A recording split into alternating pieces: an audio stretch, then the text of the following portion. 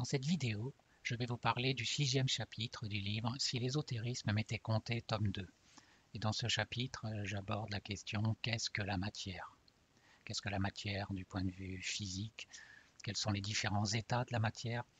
Quel est l'historique enseigné de nos jours sur la conception de la matière depuis l'Antiquité? Qu'est-ce qu'un alchimiste pense de la matière et qu'est-ce qu'un chimiste pense de la matière? Quelles sont les différences de point de vue entre un alchimiste et un chimiste vis-à-vis de la matière? Que nous apprend la physique de nos jours concernant cette matière? Et puis, est-ce que dans la matière, il y a de la conscience ou est-ce que c'est un pur objet mécanique? La matière, c'est la substance dont sont constitués les corps. En physique, tout ce qui a une masse est de la matière.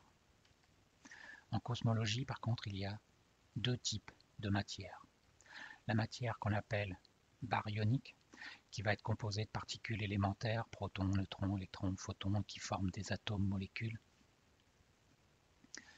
C'est toute la matière que l'on voit autour de nous, dont sont constitués les corps, dont sont constitués tous les objets, tout ce que l'on peut voir autour de nous. Et puis, les scientifiques ont découvert plus de 100 éléments qui ont été répertoriés de nos jours et qui sont en quelque sorte les briques de base de cette matière. Il y a ensuite la matière qu'on appelle non baryonique, qui est un type de matière hypothétique déduite dans les modèles cosmologiques. Les modèles cosmologiques, ce sont les modèles créés par les scientifiques pour essayer de décrire le système solaire, décrire l'univers. Et donc pour pouvoir faire ces modèles, ils ont été obligés d'inventer des types de matière parce que sans ces types de matière, leur modèle ne tient pas la route. Par exemple, la matière noire, énergie noire, etc. Parlons maintenant des différents états de la matière. Alors, il y a trois états fondamentaux que tout le monde connaît, le solide, le liquide, le gazeux. Et il y a un quatrième état qui est un peu moins connu, qui pourtant a été découvert au XIXe siècle, qui s'appelle l'état supercritique.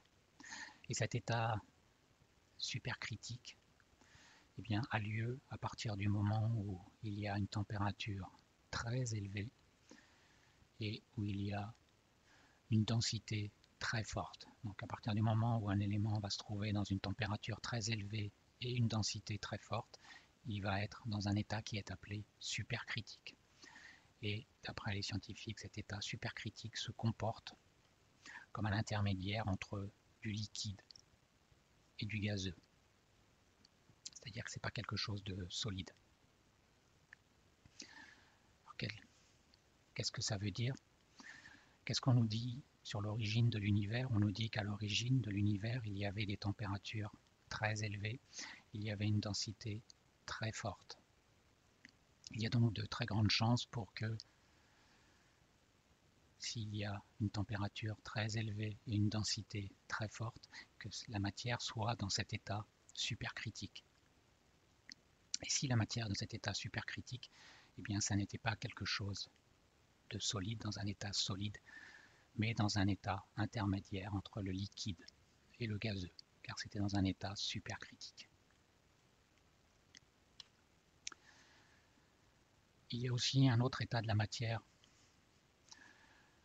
qui s'appelle le plasma, la matière plasma. Normalement, dans les molécules, les protons et électrons s'équilibrent. Ils restent ensemble, agglomérés. Et c'est ce qu'on appelle un peu de la matière normale, en quelque sorte. Par contre, dans certaines parties de l'univers, il y a des conditions qui sont telles qui font que les électrons ne restent pas sur les protons à côté, mais vont être en surface. Et ça, c'est ce qu'on appelle de la matière plasma. Et la majorité de l'univers est apparemment faite à partir de cette matière plasma. Parlons maintenant de l'historique enseigné de nos jours. Démocrite voyait l'univers comme constitué d'atomes et de vide. Les philosophes grecs croyait que la matière était constituée de 4 éléments, terre, eau, feu, air, plus un 5e élément qui couronnait le tout, qui s'appelait l'éther. Les alchimistes au Moyen-Âge cherchaient à transmuter les éléments. Ils étaient à la recherche de ce qu'on appelle la pierre philosophale, qui est en fait la recherche de ce 5e élément, car ce 5e élément permet de synthétiser tous les autres. Et son objectif, c'était de s'unifier avec la matière. À partir du XVIIe siècle, il y a ce qu'on appelle le début de la science moderne. Robert Boyle considère la matière comme composée de particules primaires appelées éléments qui sont les constituants des atomes. Ces éléments qui sont les mêmes que la table des éléments que j'ai montré précédemment, où il y a plus de 100 éléments qui ont été découverts jusqu'à nos jours. Et donc, à partir du XVIIe siècle, eh bien, les idées des alchimistes et les idées des philosophes grecs ont été totalement abandonnées. Car les scientifiques se disent qu'il n'y a pas que 4 éléments, mais il y a plus de 100 éléments. L'alchimie nous apprend que dans le corps de l'homme, il y a de l'air, de l'eau, de la terre, de la chaleur et du feu. L'air est présent par ses composés.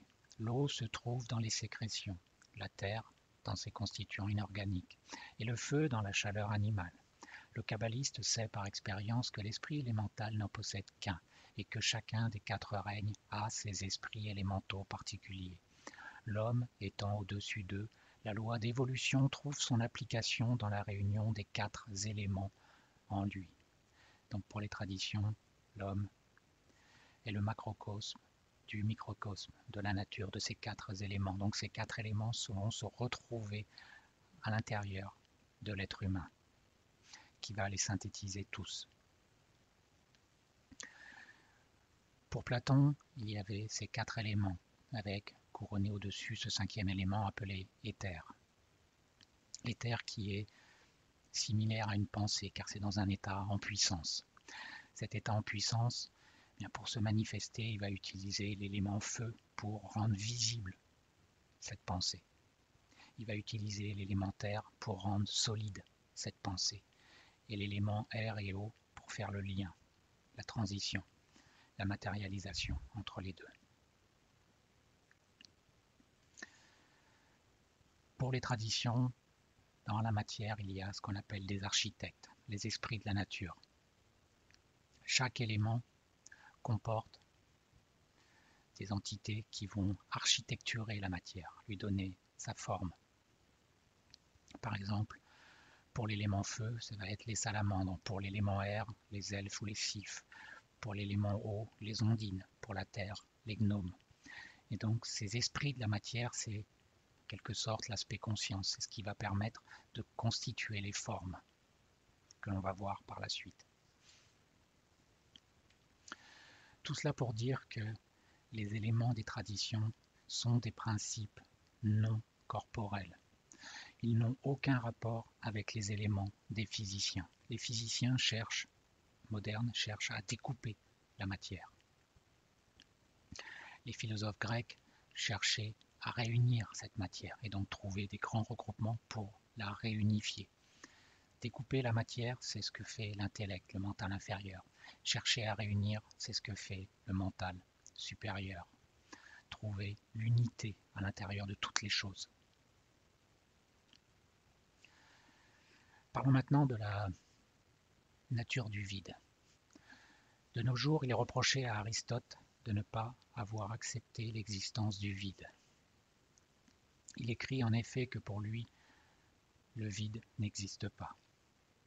Ceux qui s'efforcent de prouver qu'il n'y a point de vide ont le tort de ne point attaquer précisément l'idée que les hommes se font généralement du vide, mais les définitions erronées qu'ils en donnent. En fait, quand on reproche à Aristote de nier le vide, c'est tout simplement qu'on ne comprend pas ce qu'il appelle cette notion de vide, car tout le monde n'a pas la même conception de cette notion de vide. La matière des contraires est une seule et même matière. La matière d'un corps reste également la même, que le corps soit grand ou petit. Et la preuve évidente, c'est que, Quand l'eau se change en air, c'est bien la même matière qui est changée sans avoir reçu rien d'étranger. Et c'est seulement que ce qui était en puissance est arrivé à l'acte, à la réalité.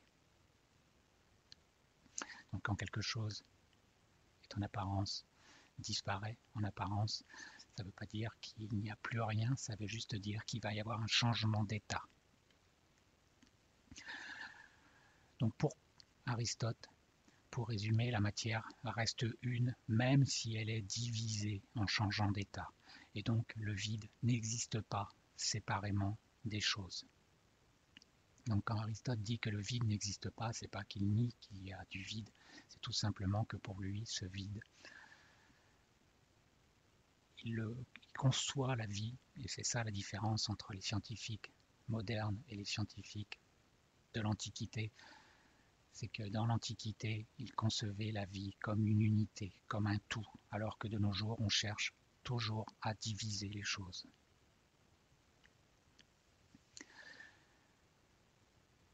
Alors parlons maintenant de la conception de l'alchimie et de la chimie vis-à-vis de la matière. Alors il y a eu beaucoup de scientifiques jusqu'au XVIIe siècle, quasiment tous les scientifiques, tous les chimistes étaient alchimistes. Et beaucoup de scientifiques se sont intéressés à l'alchimie. Puis au XVIIe siècle, quand il a été décidé que l'alchimie faisait fausse route, eh bien, il y a eu deux groupes distincts de personnes qui se sont... Il y a eu deux voies séparées. Les alchimistes ont continué leur chemin et les chimistes ont continué le leur.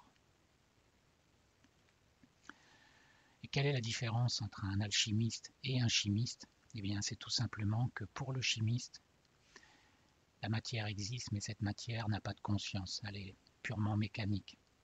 Alors que pour un alchimiste, eh bien, il va s'intéresser non seulement à la matière, mais à la conscience qui se trouve dans cette matière.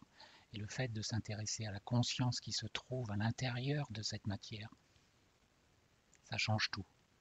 Par contre, ça ne peut plus être compatible avec la définition de la physique pour définir une preuve, parce que pour la physique, pour que quelque chose soit prouvé, il faut que ce soit reproductible par n'importe quel opérateur à volonté. Alors à partir du moment où on rajoute la conscience dans l'équation, eh bien c'est impossible de faire des opérations qui sont faisables à volonté. C'est impossible parce que ça va dépendre de la conscience de l'opérateur. Ce qui fait qu'un alchimiste, s'il fait une opération et qu'il explique comment il fait cette opération, eh bien si un autre physicien cherche à faire la même chose, eh bien il n'aura pas les mêmes résultats. Il n'aura pas les mêmes résultats parce qu'il n'a pas le même niveau de conscience que l'alchimiste. Donc ces expériences n'étant pas reproductibles à volonté sont considérées comme nuances scientifiques de nos jours. Mais ça ne veut pas dire qu'elles ne sont pas capables de fournir des résultats. Que nous apprend la physique de nos jours? Il existe un champ de potentialité où tous les états sont superposés. C'est cet état en puissance que je parle depuis le début des vidéos. Et donc, cet état où tous les états sont superposés, en mécanique quantique, on appelle ça l'état quantique, où il y a un tout, une unité, la superposition de toutes les possibilités, de toutes les probabilités. Parmi ces potentialités, une conscience va en choisir une. Il va donc y avoir une conscience qui va arriver et qui va, au lieu de faire en sorte que toutes les possibilités s'expriment, elle va en prendre une et à partir du moment où elle va avoir pris cette possibilité, avoir fait un choix, eh bien cette possibilité va se concrétiser dans la matière. Donc ça va devenir tangible par les 5 sens. Vue, ouïe, odorat, toucher, goût. Ce qui fait que l'observateur va créer sa propre réalité car il va avoir choisi parmi tout un ensemble de possibilités, eh bien une de ces possibilités qu'il va matérialiser. Donc ce choix, ça va être une pensée qui va se concrétiser en réalité tangible, accessible par les sens. L'idée d'un monde réel et objectif, dont les parties les plus petites existent objectivement à la manière dont les pierres ou les arbres existent, indépendamment du fait qu'on les observe ou non, est impossible. Ça, c'est ce qu'ont découvert les physiciens quantiques, parce que la réalité est créée par l'observateur. C'est l'observateur, s'il n'y a pas d'observateur, il n'y a pas de réalité, car c'est l'observateur qui va créer sa réalité en faisant en sorte qu'une des potentialités se concrétise, se manifeste. Et donc sans observateur, eh bien, rien ne se manifeste. C'est pour ça qu'il faut forcément un observateur pour qu'il y ait un monde réel et objectif. Le monde se change en modifiant la perception que l'on s'en fait. Nous devons faire attention à nos pensées, car nous sommes acteurs, co-créateurs de notre réalité.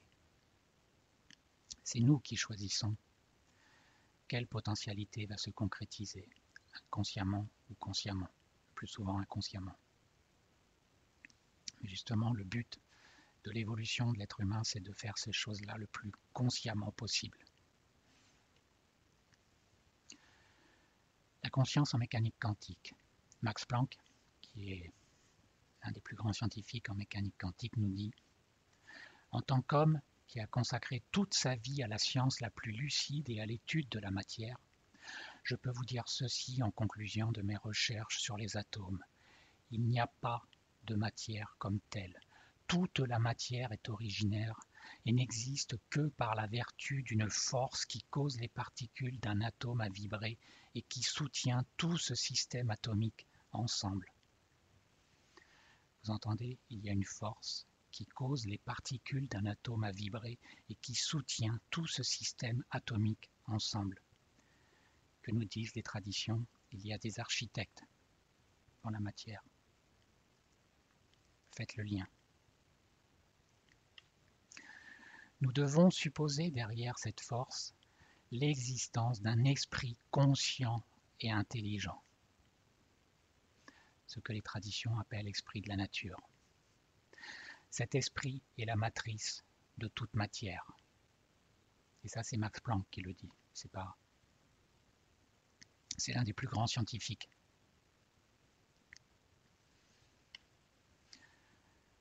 Un autre scientifique nous dit, en fin de compte, l'univers entier, avec ses particules, y compris celles dont sont faits les humains, leurs laboratoires, leurs instruments, etc., doit être conçu comme un tout indivisible.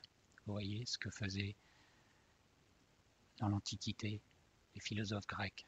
Ils cherchaient à réunir les choses. Pour eux, tout, ok, on pouvait séparer les choses, mais ce qui était important, c'était de comprendre comment elles étaient reliées, comment elles étaient une unité. Et là, de nos jours, les physiciens quantiques nous disent exactement la même chose. L'univers doit être conçu comme un tout indivisible, au sein duquel l'analyse en constituant séparé et indépendant n'a pas de justification fondamentale.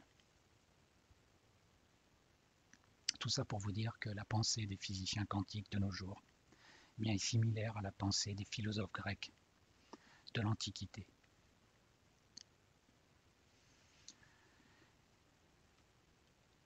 Merci de votre attention.